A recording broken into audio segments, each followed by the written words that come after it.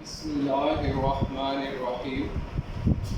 Dear students, हम लोग जो बातें डिस्कस कर रहे थे वो compounds of alkali and alkaline earth metals से।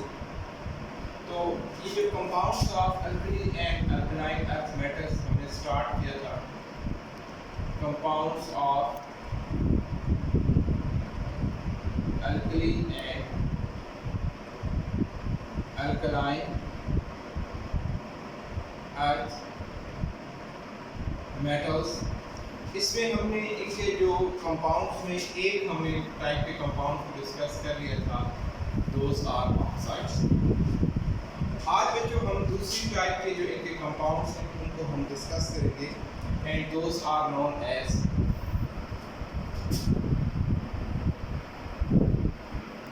Hydro oxides. आज हमारा जो टॉपिक है वो hydro oxides of alkali and alkaline earth metal है। अब पहले में जो हम अल्कली मेटल की बात करते हैं,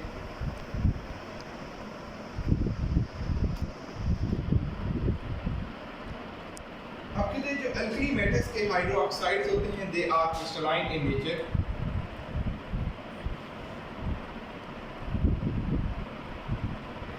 hydro oxides of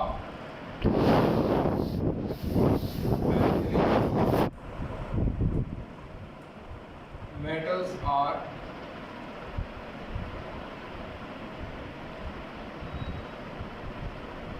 crystalline in nature। Second बात करते हैं कि they are all soluble in water।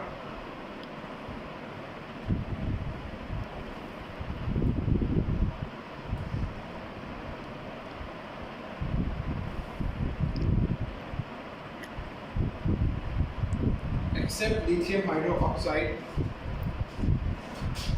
Third पे जो बात करते हैं वो ये कहते हैं कि they are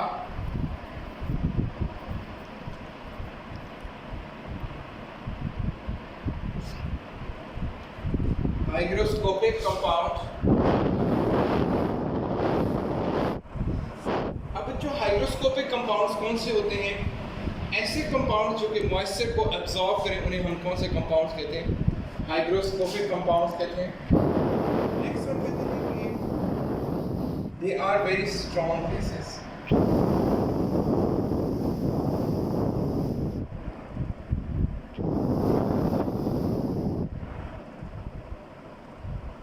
except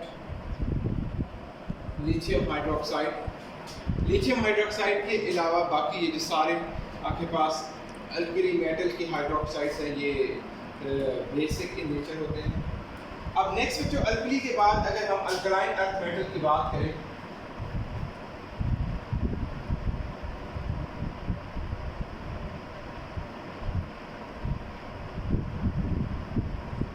alkaline earth metals की बात करें तो कहते हैं कि जो अल्कलाइन अर्थ मेटल्स हैं उनकी जो सॉल्युबिलिटी है in water that is increases down the group. So the solubility of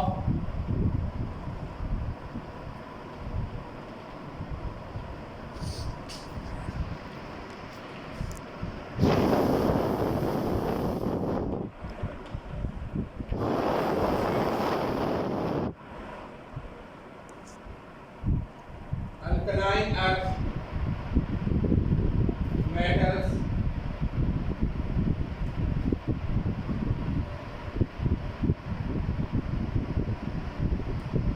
increases down the group।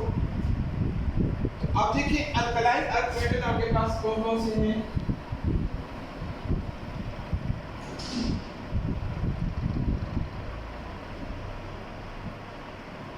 अब इसमें बच्चों अगर आप बेरिलियम हाइड्रोक्साइड की बात करो तो ये इनसॉल्युबल होती है।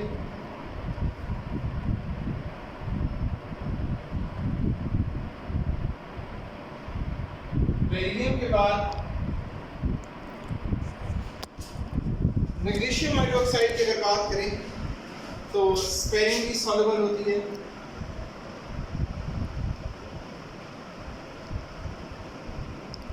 और नीचे अगर आ जाए बेरियम की बात करें, बेरियम हाइड्रोक्साइड की,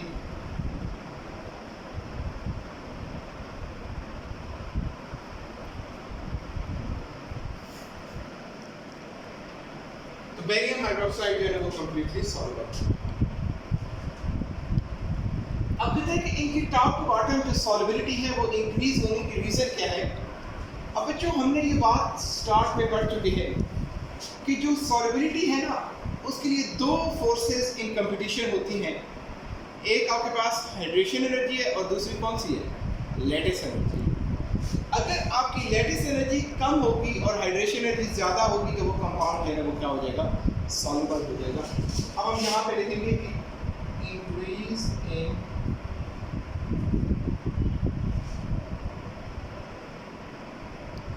solubility is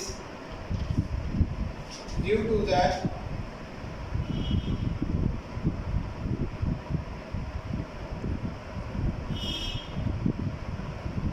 decrease in lattice energy.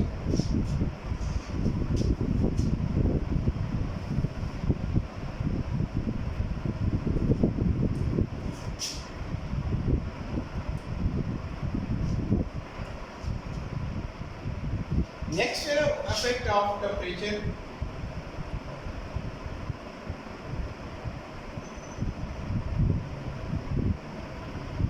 तो कहते जो अल्कली मेटल्स है,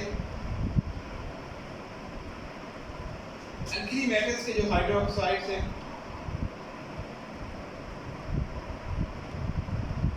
alkali metal hydroxide are stable to heat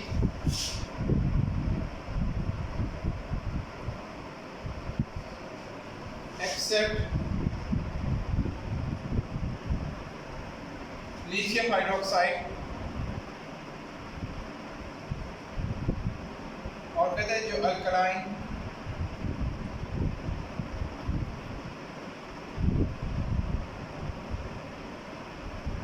earth metal hydroxides हैं वो क्या हो जाते हैं, डिकम्पोज हो जाते हैं अपॉन हीटिंग।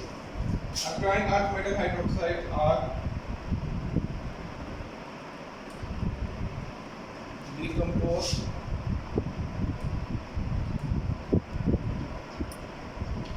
Upon heating. अब जैसा कि मैग्नीशियम हाइड्रोक्साइड है, अब इसके जब हम हीट करेंगे तो it will be convert into magnesium oxide और प्लस जो है वो वाटर। और अल्कली मेटल का जो लिथियम हाइड्रोक्साइड है, लिथियम ऑक्साइड और प्लस से रखा हुआ है वाटर। अब जो ये हमारे पास अल्कलाइन अर्थ मेटल में जो कैल्शियम हाइड्रोक्साइड है, तो इसके बारे में बात करते थे कि जो saturated solution of calcium hydroxide है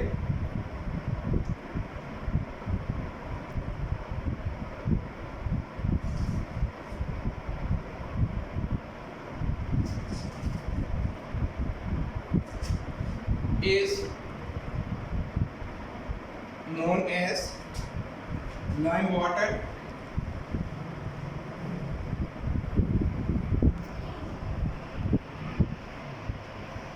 and used as a test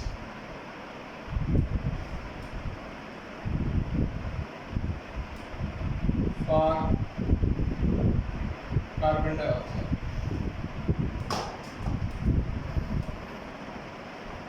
calcium hydroxide और प्लस कार्बन डाइऑक्साइड, तो it give us calcium carbonate plus water. अब कहते हैं ये एक्चुअल में जब कार्बन डाइऑक्साइड इस लाइम वाटर के साथ रिएक्ट करती है, इट फॉर्म कैल्शियम कार्बोनेट और इससे क्या बन जाएंगे, वाइट प्रेसिपिटेट्स। तो ये जो वाइट प्रेसिपिटेट्स होंगे, this white precipitates are insoluble in water. तो इस वजह से वो जो आपका क्लियर सॉल्यूशन था लाइम वाटर का, उसकी वजह से जब हमने कार्बन डाइऑक्साइड गैस को पास किया तो इट बिकम मिल्की। और एक और की बात हमें डिस्कस करते हैं वो ये कहते हैं कि जो सस्पेंशन ऑफ मैग्नीशियम हाइड्रोक्साइड होती है,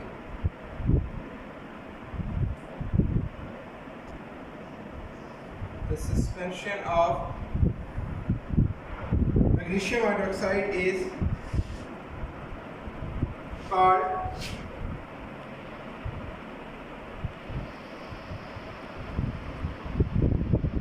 milk of magnesia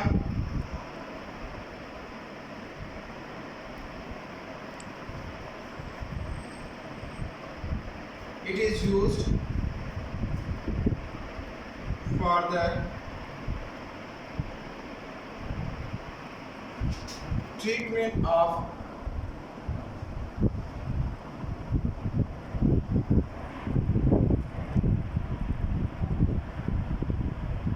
acidity in stomach की जो एसिडिटी होती है उसके लिए इसको मिल्क ऑफ मैग्नीशिया कहते हैं वो।